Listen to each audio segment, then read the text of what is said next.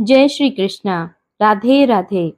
आपके अपने लॉर्ड कृष्णा भजन चैनल पर आप सभी का स्वागत है। आज हम श्री राम शतनाम स्तोत्र लेकर प्रस्तुत हुए हैं। पूरे त्रिलोकी में यदि श्री राम का कोई सबसे बड़ा भक्त या उपासक है तो वो है भगवान शिव, जो राम नाम महामंत्र का निरंतर जप करते रहते हैं।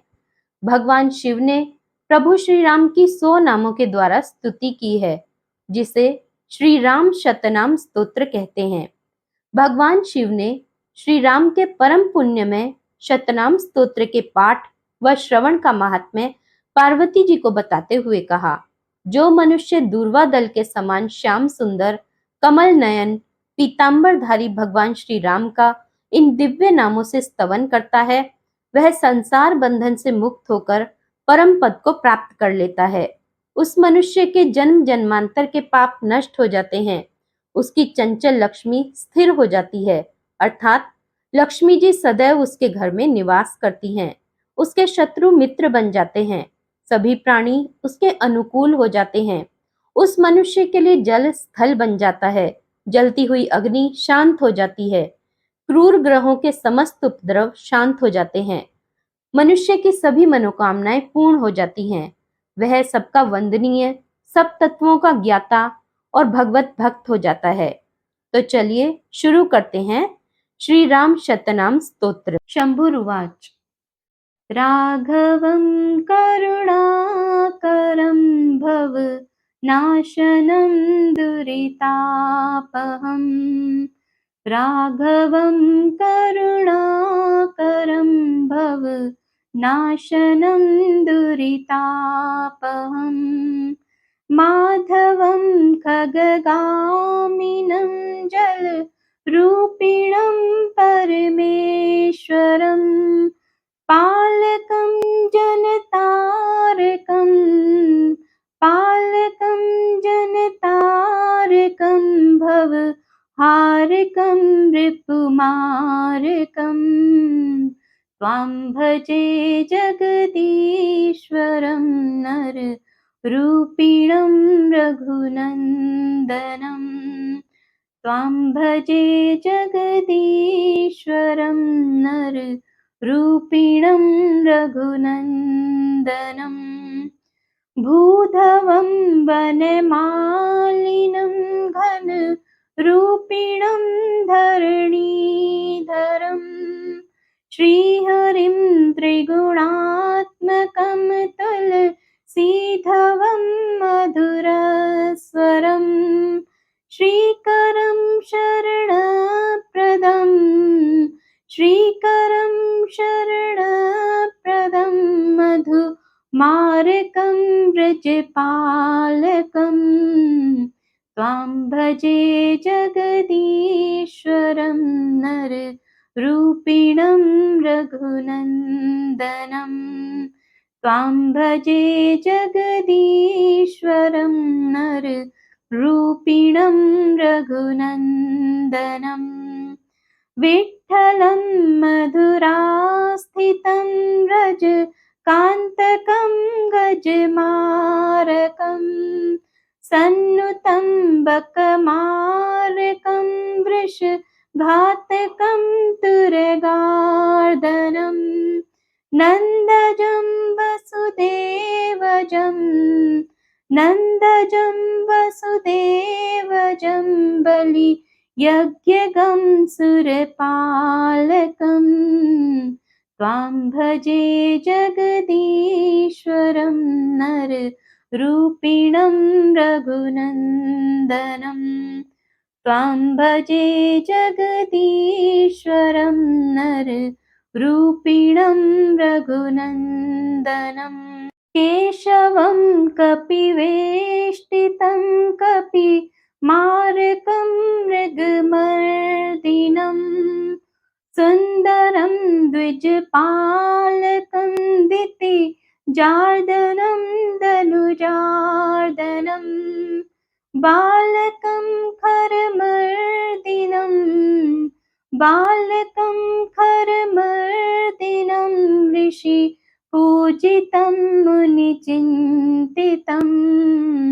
त्वां भजे जगदीश्वरं नररूपिणं रघुनन्दनं त्वां भजे जगदीश्वरं नररूपिणं रघुनन्दनं शङ्करं जलशायिनं कुशबालकं रथवाहनं सरयूनतं प्रियपुष्पकं प्रियभूसुरं लवबालकं श्रीधरं मधुसूदनं श्रीधरं मधुसूदनं भरत अग्रजं गरुडध्वजं त्वां भजे जगदीश्वरं नररूपिणं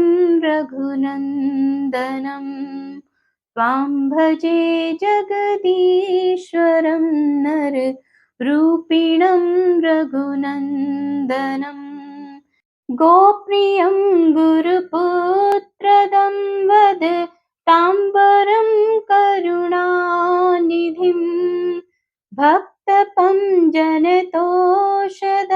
सुरपूजितं श्रुतिभिः स्तुतं भुक्तिदं जनमुक्तिदं भुक्तिदं जनमुक्तिदं जन रञ्जनं नृपनन्दनं त्वां भजे जगदीश्वरं नररूपिणं रघुनन्दनं त्वां भजे जगदीश्वरं नररूपिणं रघुनन्दनं चिद्धनं चिरजीविनं मणिमालिनं वरदोन्मुखं श्रीधरं धृतिदायकं बलवर्धनं गतिदायकं शान्तिदं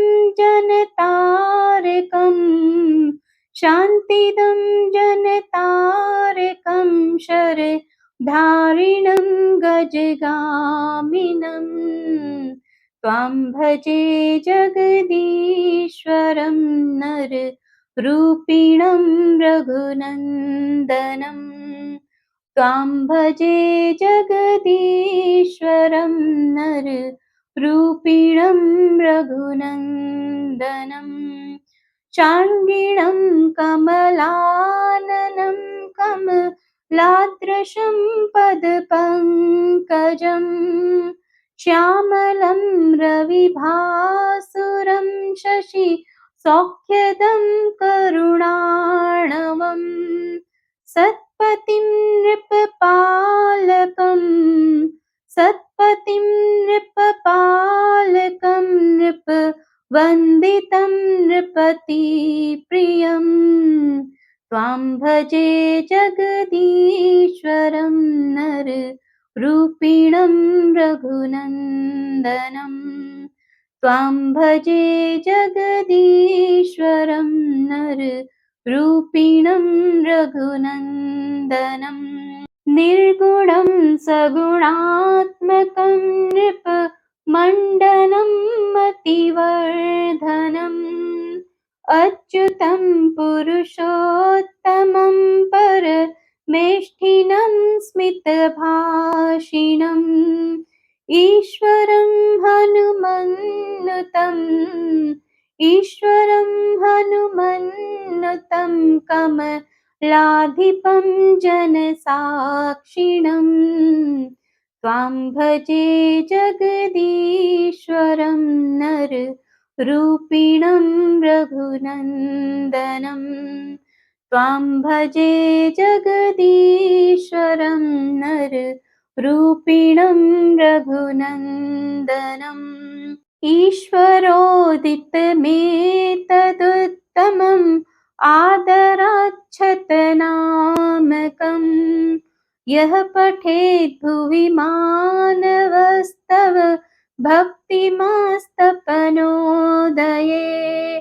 त्वत्पदं निजबन्धु पदं निजबन्धुदार सुतैर्युतश्चिरमेत्यनः सोऽस्तु ते पदसेवने बहु तत्परो मम वाक्यतः सोऽस्तु ते पदसेवने बहु तत्परो मम वाक्यतः त्वां भजे जगदीश्वरं नर रूपिणं रघुनन्दनं त्वां भजे जगदीश्वरं नर रूपिणं रघुनन्दनं। बोलो श्री रामचंद्र भगवान की जय। जय श्री कृष्णा। राधे राधे। जय श्रीमन नारायण।